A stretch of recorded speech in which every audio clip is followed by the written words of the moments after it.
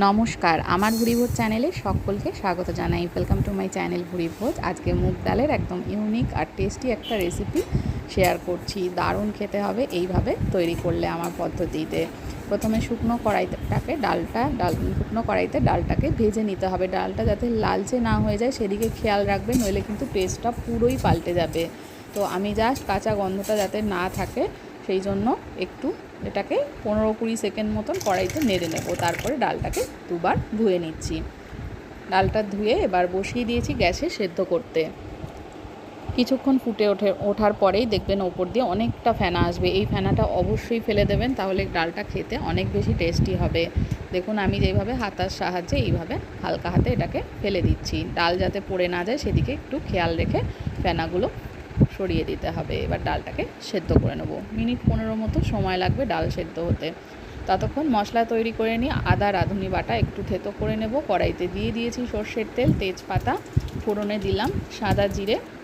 ফোড়নটাকে একটু ভেজে নিয়ে আদা আর রাঁধুনিটাকে একসাথে এইভাবে থেতো করে নেব। এটাও কিন্তু ফোড়নে দেবো। জিরেটা যেই ভাজা হয়ে যাবে তারপরে আমি আদা আর রাঁধুনি বাটাটা দিয়ে দিচ্ছি। দিয়ে এবার এটাকে একটু নেড়ে চেড়ে ভেজে নেব।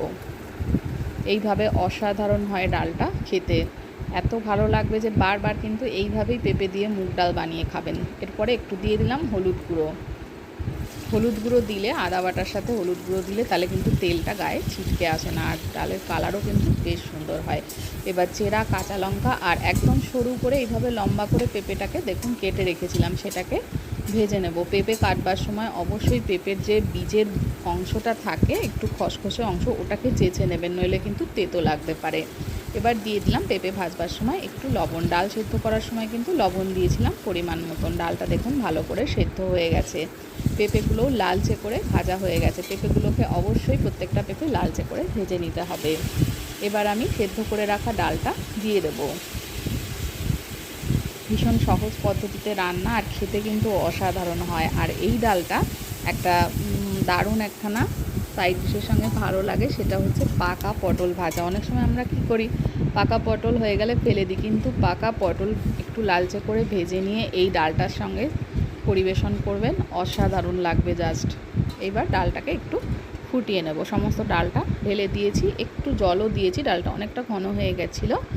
এইবার আমি বললাম যে পাকা পটল, সেইটাকে নুন হলুদ মাখিয়ে একটু লালচে করে ভেজে নেব। আর এই ডালের সঙ্গে পেঁপে দিয়ে মুগ ডালের সঙ্গে সার্ভ করব, অসাধারণ লাগবে। একবার অবশ্যই ট্রাই করবেন, আর ভালো লাগলে আমার চ্যানেলটাকে সাবস্ক্রাইব করতে ভুলবেন না। এরকম অনেক রকমের নতুন নিরামিষ রান্না আমার চ্যানেলে আছে, চাইলে সেগুলো একটু দেখে নিতে পারেন। আর লাইক শেয়ার কমেন্ট করতে কিন্তু ভুলবেন না। এবার লাস্টে নামানোর আগে একটু সামান্য চিনি দিয়ে দিলাম। চিনিটাকে একটু মিক্সড করে নেব। চাইলে এই পর্যায়ে এসে একটু ঘি দিতে পারেন, ঘি না দিলেও কিন্তু ভালো হবে। পটলগুলো একটু লালচে করে ভেজে নিচ্ছি। ডাল একদম রেডি। এবার গ্যাসটা অফ করে সার্ভ করে দেব।